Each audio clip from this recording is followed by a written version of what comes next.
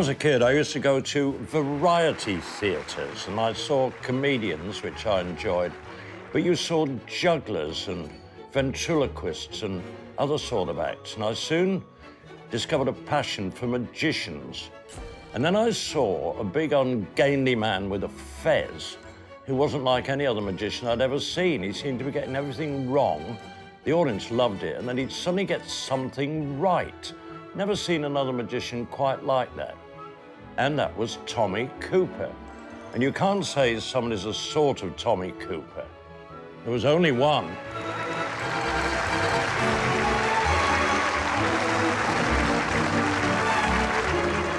I'm wearing my toes tonight. Do you like them?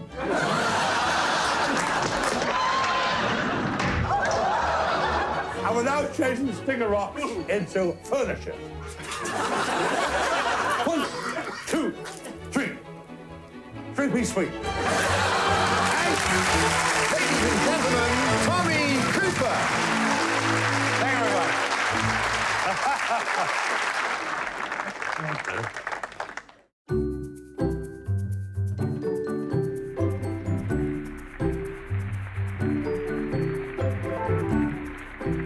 He started doing magic tricks with his mates when he was in North Africa during the war.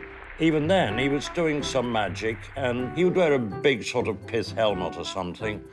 And one day he'd lost it or forgotten it, and he pinched the fez off a waiter's head and wore the fez. And so he thought, this works. I'm going to be the magician who wears a fez.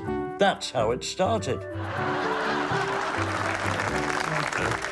I think what was good about the fez was that he made a very British English bloke look as if he was going to sell you a carpet. And that was the sort of made it part of the magician image. But it didn't really, because you knew he was Tommy Cooper with a fez on top. Thank you. Good evening. Ever got time for more? I think the fez looked funny on him for various reasons, partly to do with cultural mismatch, but mainly to do with the fact that he was very lanky, tall, slightly gormless-looking man with quite a large head. So it just basically looked funny. Tommy Cooper is one of those iconic British figures, completely recognised as an individual act that everybody related to and liked. Empty, empty, empty.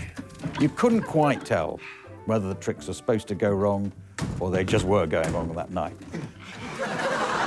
You couldn't quite tell if he'd forgotten what he was about to do or that was part of the act. And the audience was relaxed into laughing either way.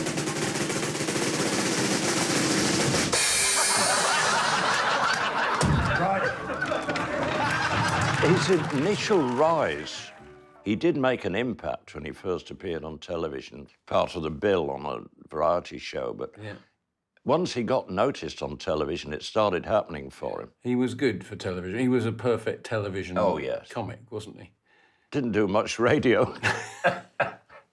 He wouldn't have worked too well, would he, on... Well, he was good at jokes, but no, you had to see him. Yeah. That was the face and the laugh. Yeah.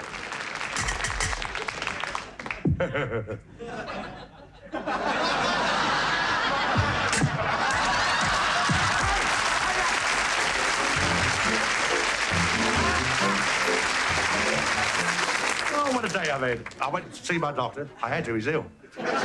He would intersperse doing a trick with then just doing a joke, almost like a school playground joke. Often jokes that are actually really bad. Oh, dear, I've had a pain here all day. Look at that. You might have got them out of a cracker. And one or two of them sort of stay with you because they're such good jokes. Oh, is it hot? It's the heat that does it. I never forgot when I saw him doing it. You know, I went to the doctor and I said, I broke my leg in 3 places. He said, well, you shouldn't go to this place. Did you know you can use a trumpet to tell the time? You open the window, blow the trumpet, and someone will go, do you mind? It's 2 o'clock in the morning. Which, again, is just a great joke.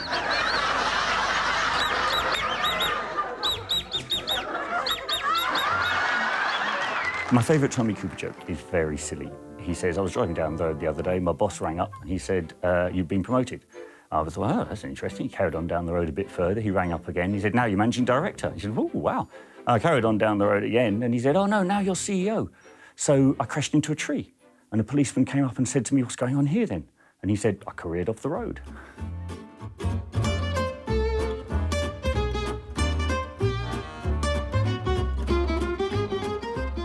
I think it was the size of the man. I mean, he was, what, 6'4", 15 stone? 15 stone. It looked disproportionate. He was a funny-looking bloke. Yes, and then he capitalised on that. He made himself look clumsier than he actually was. Right. Knocking things over, and even the walk was awkward and gawky, and he was just purely visual as well. The man was funny just to look at. See that?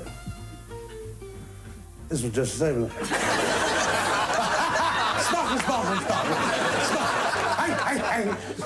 Well, there's always been a slight mystery about his magicianship. It's whether he was a bad magician who, made that his comedy act, or he was a great magician who suppressed that.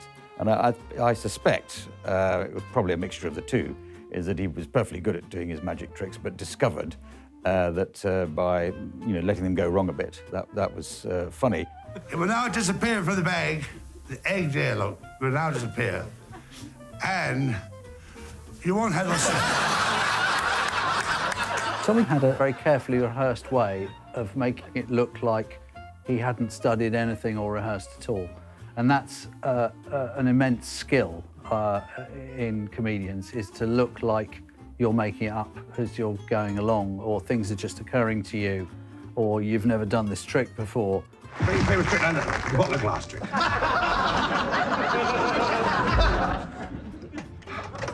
Sorry, too many bottles. How much work did he put into those routines? Because they look like they're thrown together. Looks like he's fumbling around for stuff. Enormous amounts of work. He's worked it all out, has he? Yeah, I always tell the story. We had a tea break on one show, and I walked across the empty studio, and there was Tommy's table, and there was a bit of paper on the table.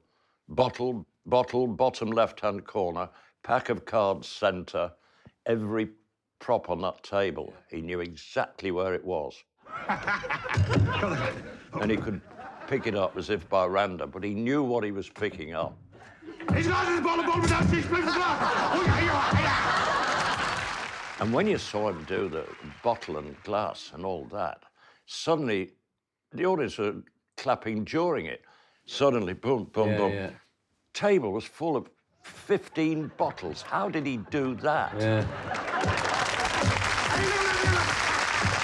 I think one of the secrets of him is that you know who he is. And once you know who he is, then you go, oh, come on, oh, we know this is not going to work. Oh, it's worked, well done. And there's a joke in between, which is terrific, almost as if the joke is just a fill-in, which is wonderful. I can always tell if an audience is going to be good or bad. Good night.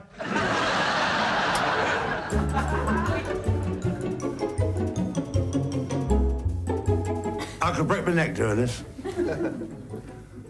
So if I meet with an accident, I'd like to take my applause now.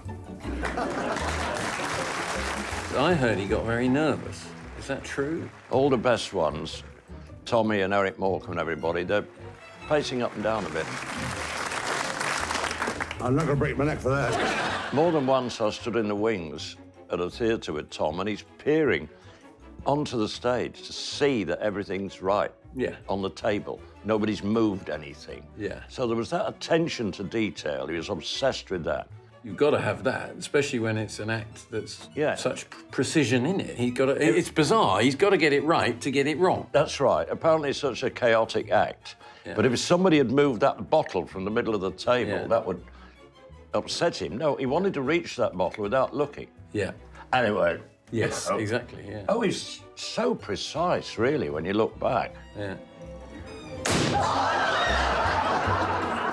Tommy's act was, if you like, a pretense that everything was going wrong on stage. He was trying to do one thing and it just wasn't working out. Underneath, he was fully in control of the situation. So he'd be pulling bottles out of hats or he'd be, whatever little trick he was doing, it would seem for a while as if the whole thing was a mess. And then suddenly at the end, you'd realise, A, it was either carefully constructed to collapse or that, in fact, he delivered the trick perfectly. Well, I can believe that he has to get everything right, because if you're doing a magic trick, that's got to be right. So the words or whatever you're saying has got to fit in with the magic trick. A solid one. I shall now make this one disappear in front of your very eyes. You just wrap it in a paper like You have to know how to do things right in order for them to go wrong, because if they actually go wrong, that isn't funny. Things going wrong that you're not in control of is very different to things going wrong because it's part of your act. Now, to get to the part, that's all you do. You do a little shake and then drop a part in front of your very eyes. In fact, it also helps with the magic. If you ever go to the circus, that very often in the circus, they'll do a trick and it'll go wrong. The person will fall from the trapeze and bounce down on the safety net and say, oh, we'll have one more go at it, see if we can do it. And that's much more exciting. So there's that sort of thing, oh, he's taking the things out and they're gonna turn, oh, it's disappeared, oh, and by spending 5 minutes it all going wrong, it makes it more exciting. A little shake.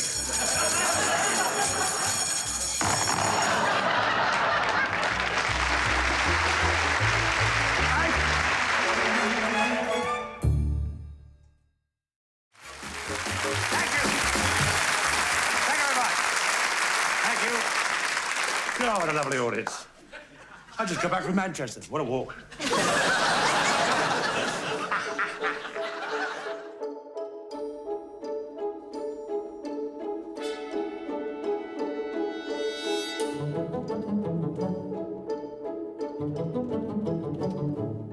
I always say that everybody I've ever worked with, the best, are always tensed up. I don't call it nerves, I call it creative apprehension.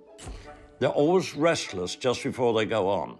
They're getting their adrenaline going, thinking, what am I going to do? Got to be better than last time. They're never complacent.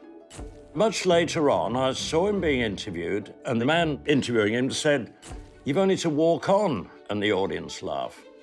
And Tommy said quite seriously, you don't know how much it takes just to walk on. Never heard him like that. I think he probably was a bit shy and awkward, and he was covering up his shyness and his awkwardness with the way he was telling jokes and doing tricks. You could ask him, indeed anybody else, say, well, if you're that shy, what are you doing being a performer?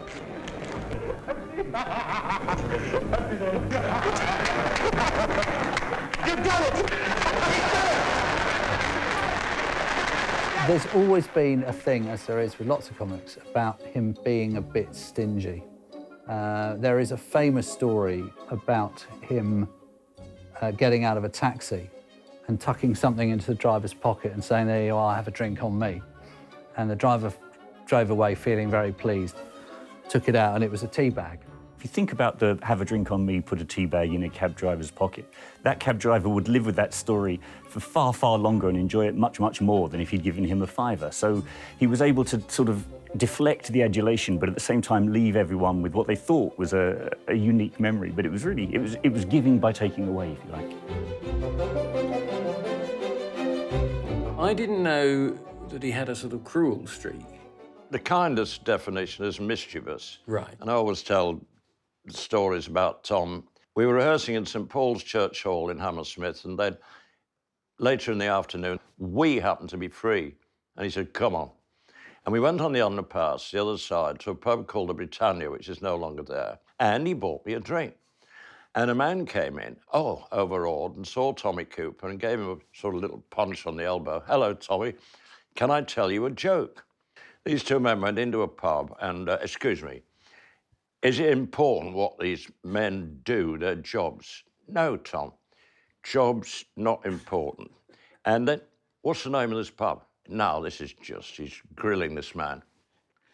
And one of our cameramen walked in and Tommy called over, Harry, come on, listen to this, very funny. He said to the man, we mind starting again? Oh, I was there. I mean, it sounds sadistic, but he loved wrong-footing people. Comedian in a bar, it sounds like a beginning of a joke in itself, but generally speaking, people will come up either to say hello, get an autograph, hope for you to be entertaining. And often people will offer a joke and say, oh, look, here's a joke you could do, Tommy. And it would almost certainly be completely unusable, or be one of his own jokes that they'd remembered from way back. Magic wand, white tip here and a white tip there. Now, the reason for the white tips is to separate the ends from the centre. Look, it clings to my hand. Come forward, don't. Got a finger there. I will now produce a bouquet of flowers. A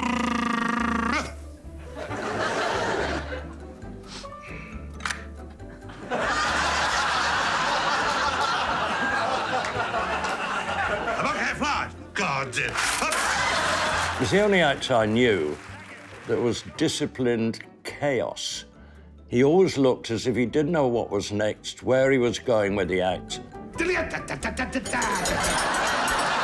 And the audience got happily bewildered with him. Where is he going? And he'd suddenly resolve it with a trick. The audience relaxed and laughed, and then he was on to the next trick. Well, pull it. Tom had a flair for the moment when somebody laughed on their own in the audience. He would try and focus on them or look to left and right, bewildered.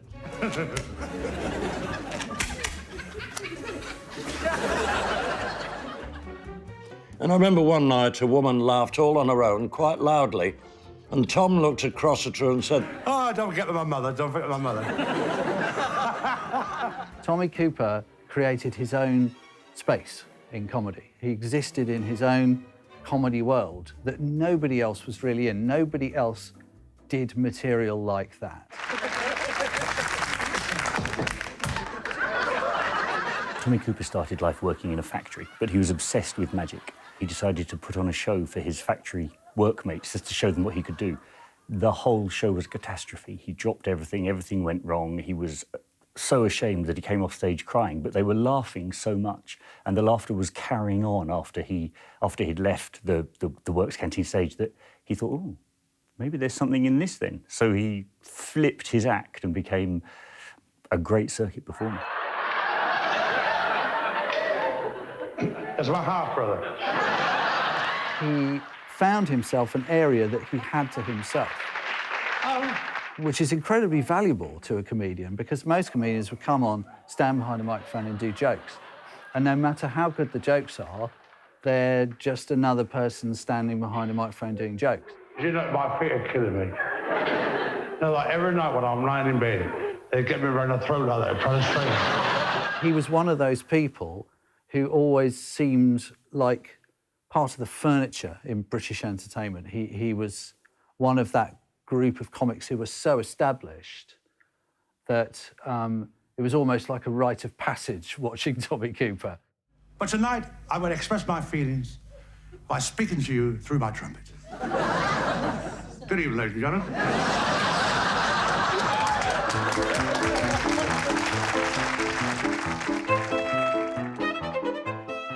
I always said the first thing he ever said when he entered a pub or a bar was, "That's very kind." Someone would shout, "Tom, what are you having?" Well, I'd heard about his meanness, you know. I mean, and you never know when you hear. I mean, I'd worked with him like you, but I was working with a director who'd worked with him, and he said that they were working on a show, a TV show, and at the end of the series, Tommy said, "Right, lads, we're all going out for a meal," and they thought, okay, what's going to happen here? And he really made it look like he was going to pay for everybody. He was there, he was saying, champagne for you, pouring all the drinks, got all the food, everything, and they thought, well, maybe Tommy's changed. And at the end, the bill came along and he went, right, who's good at maths? Yeah.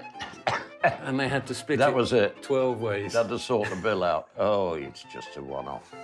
But that was a condition, do you think he had, or something that he just couldn't? I don't know what the caution, dear Les Dawson had it as well. If you've had not a rough back, but you've had to watch the pennies when you're growing up. Yeah.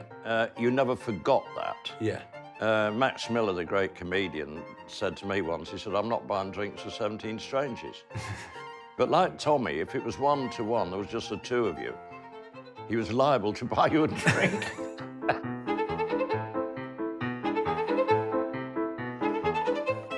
Most comedians have a reputation for being mean. That's because I think most of the time they're underpaid. I would say that, wouldn't I? But I think he was a bit mean, but then nowadays we'd call that careful. There's quite a few comedians, sad to say, that seem to have a reputation for not being very generous with money. Now, whether this is because in your early days, as a variety artist, money was a bit difficult to come by, and you were always rather expecting the manager of the show you were in or a fan to pay for your drink. He was a bit like Barry Cryer. You somehow felt you ought to put your hand in your pocket immediately, and then he'd tell you another parrot joke. But it's very difficult to know with somebody if you're suddenly meeting them, whether that's part of their persona or they're just sort of fitting in.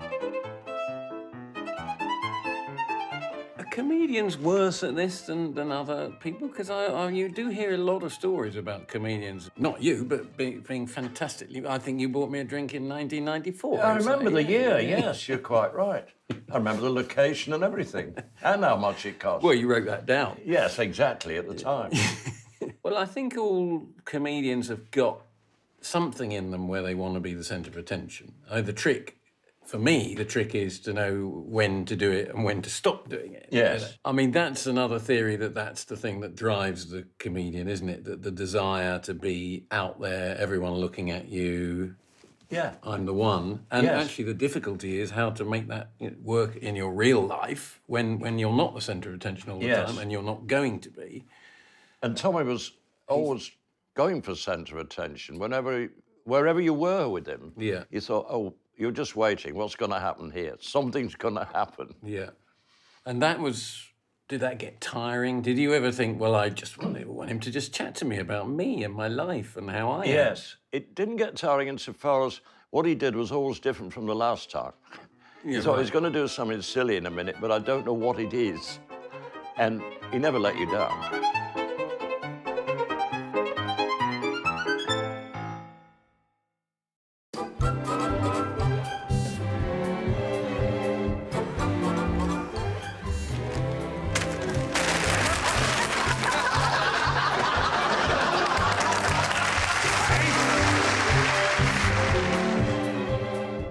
Do you like food? I do. I eat nothing else.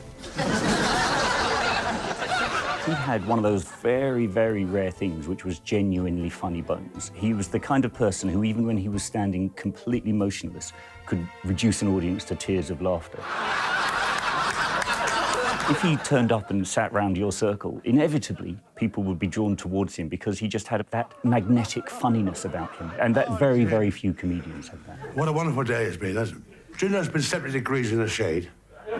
I was clever, I stayed in the sun. He was one of those people that had what they call funny bones. You know, he was funny in himself, and he was apparently very funny just to meet or to talk to. It wasn't entirely an act. He was a naturally funny man. I don't know where I got it from, I don't really. I have a story about Tommy Cooper, which I think explains perfectly why everybody loved him so much. I knew someone who'd worked at Thames in the 70s and was travelling with Cooper to Australia. And in those days, it was much longer, and they broke their flight in Tokyo and decided to stay overnight in Tokyo. So they got a taxi from the airport to the hotel. The taxi driver didn't speak any English, and Tommy Cooper didn't speak any Japanese. And 10 minutes into the journey, the cab driver crashed into a wall because he was laughing so much at Tommy Cooper. So there's that thing where even if you didn't understand what he was saying, he made you laugh. I joined a golf club last week. Keeps coming apart.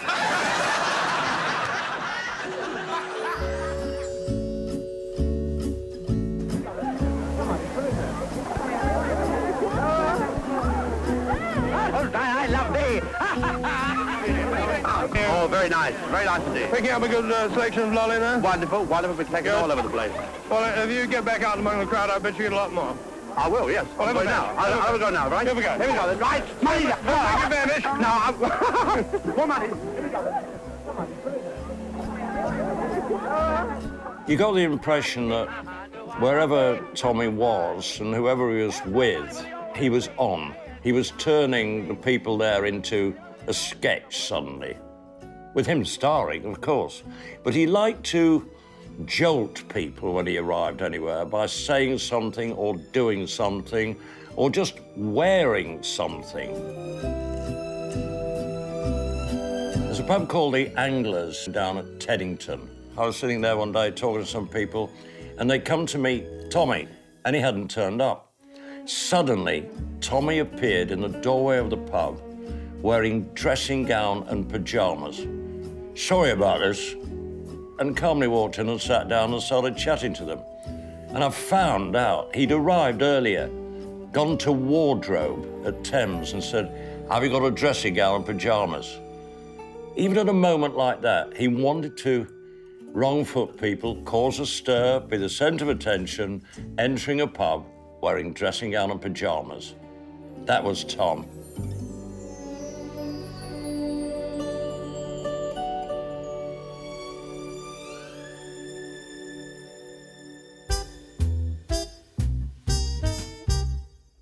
I know, ladies and gentlemen, I'd like to do something now very dramatic for you. I'll recite a poem for you. 'Twas New Year's Eve at Joe's pub.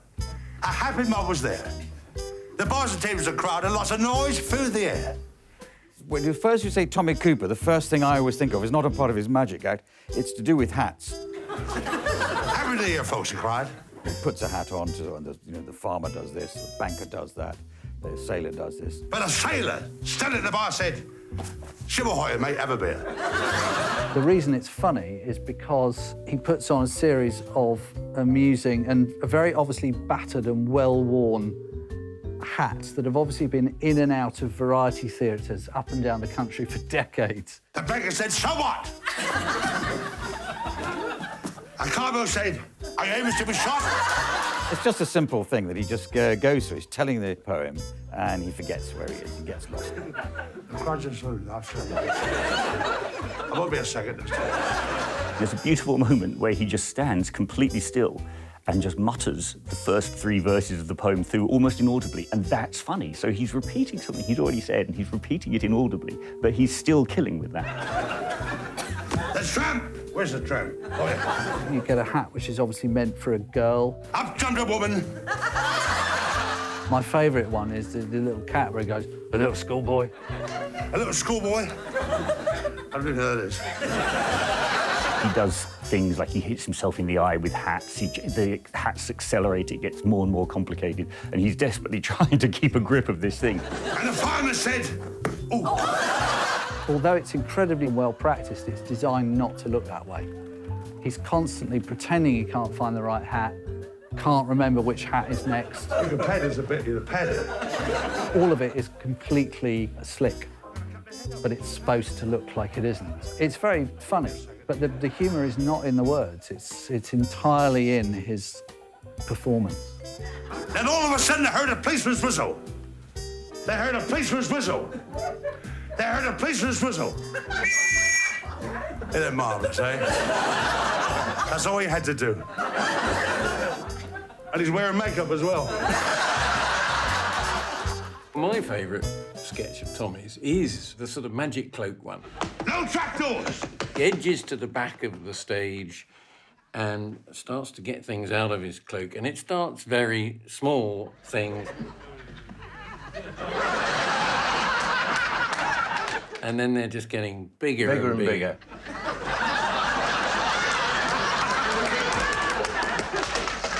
A ladder would come out going on forever. And Amazing. But it's also, he's having a dialogue with the person who's passing the things. Hold it. Oh, yes, destroy the illusion. Getting sort of irritated with it. Where's the ladder? Where's the ladder? Come on. Put it down a bit.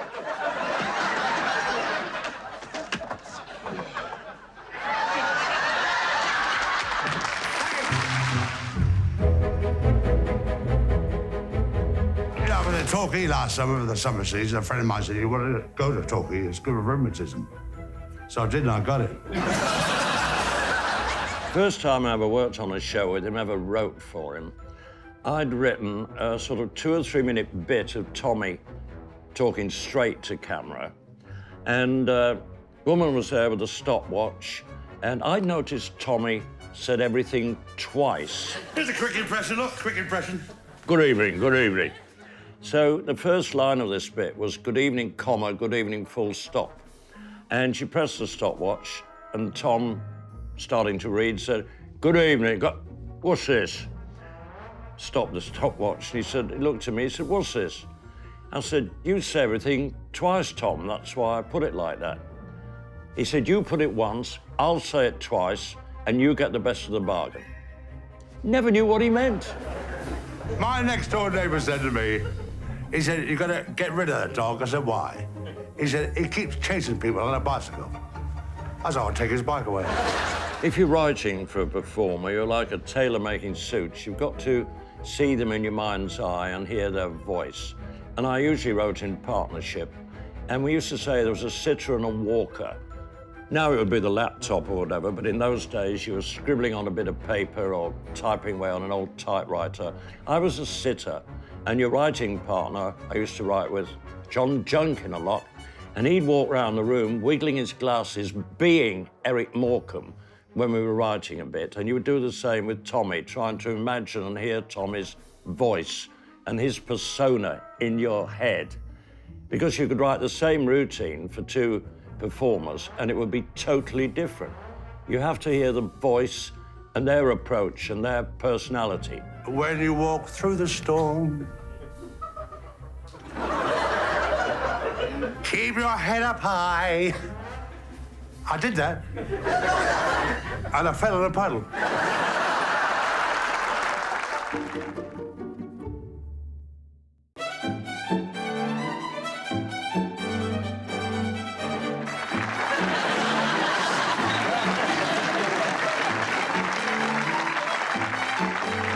Ladies and gentlemen, I'd like you now to meet an old friend of mine, Billy Buck.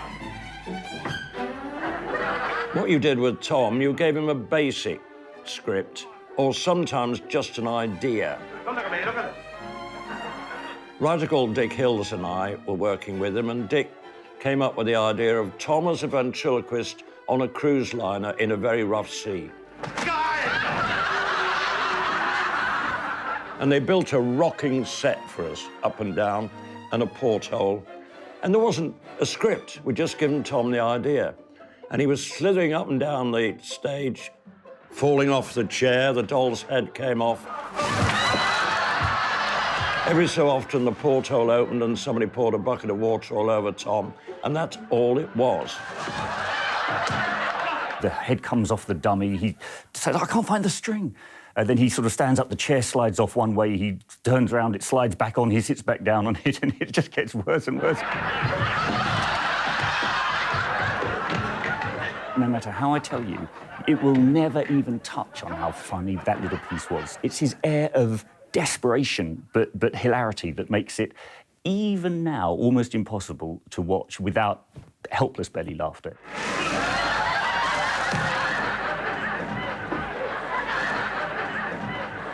If he was in a sketch with other people, we would hire reliable people like Peter Reeves, the actor, Clarissa Newcomb, actress. When Tom went off course, off the script, they would steer him back on. Good evening. Tonight, we're fortunate to have with us in the studio... Alan Cuthbertson, the actor, worked with him a lot. Hi, Patrick! I haven't finished introducing you yet. It was fascinating to watch this experienced actor working with Tommy. Coffee, Tom? Oh, thank you. But Alan knew that at any moment Tommy would start doing something else. But Alan's composure never altered. He went along with Tom. They were our little repertory company, the Tommy Cooper support team.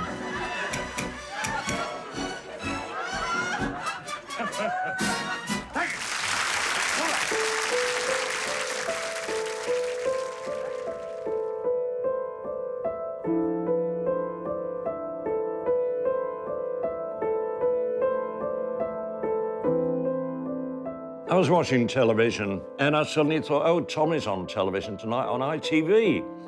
And I clicked over and my timing was spot on. The show was called Live from Her Majesty's Theatre here in London. And as I turned over, the music played Sheik of Araby, his signature tune. Tommy walked on.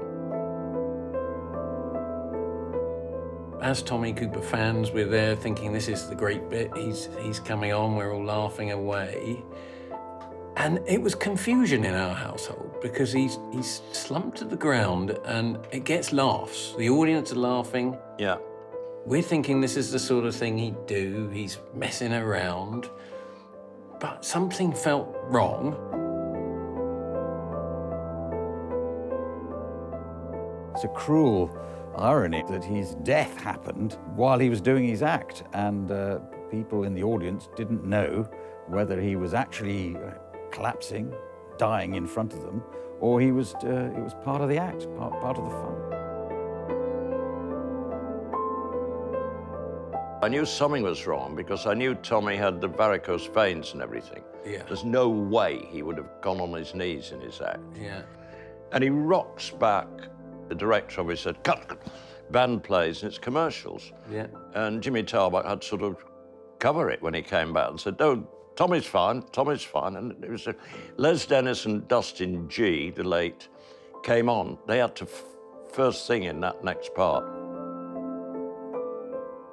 But for a comedian of his ilk, isn't that the best way to go? Would you concur with that? If you're going to go in full view of the audience and they're still laughing, I suppose that's quite a moving end, isn't it? It's a romantic notion that, Yes. that you're dying doing what you love the most. I'd say this with affection, admiration, but it's what he would have wanted. Boy, was he the centre of attention. Yeah. An amazing spectacle he created in front of all these viewers and everything. It's almost appropriate with Tommy Cooper. Yeah. He's going and the audience is still laughing. Yeah.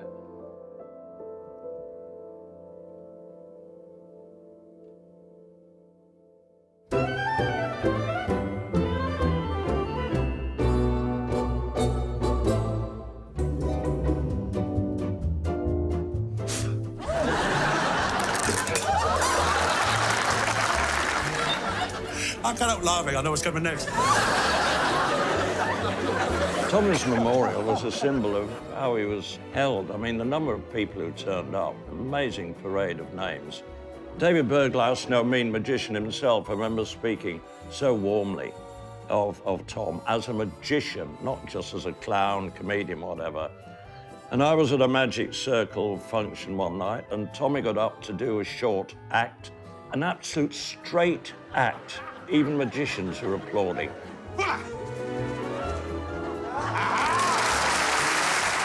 He didn't do any getting the trick wrong, any of his comedy.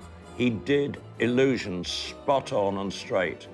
And that was the other Cooper, the brilliant magician. I've got millions of them. And I'm standing there with a golf club like that. He was one of a very select group of comics who was not just Premier League, but kind of top four, who people would always talk about with a slight sense of awe. One of the many things I know about Tommy Cooper is that he was a terrific magician, as far as I was concerned. And the more he made out that he was a bad magician, the better he got. And the Ace of Hearts. Go! I think what made Tommy Cooper unique for me was the combination of two things, the utter silliness, complete and utter silliness that was so infectious and so, you just got to you right inside. And then this brilliant skill, you know, the ability to turn a trick that was going horribly wrong to just suddenly do it brilliantly. Oh, look, a stage air. My little boy loves this, and I love kids. Went to school with them. He was one of those comedy performers. He always lightened your life. It was a great performance. As everyone says about him, he was a sort of funny person. Funny bone, they usually call it. But he looked like a funny person, even when he wasn't particularly trying to be funny. What was your answer? Correct. Just like that. Everybody knew that, even if they didn't know where it had come from. And I think that is a really important part of a sort of grade A comedy is that you kind of know it even if you don't know it. I backed a horse today, 20 to 1. Give me 20 past 4. He's one of the few people that I can honestly say he's only got to look at me or look through the screen and I'm giggling, I'm laughing. He is just essentially funny. And I just wish he was still here.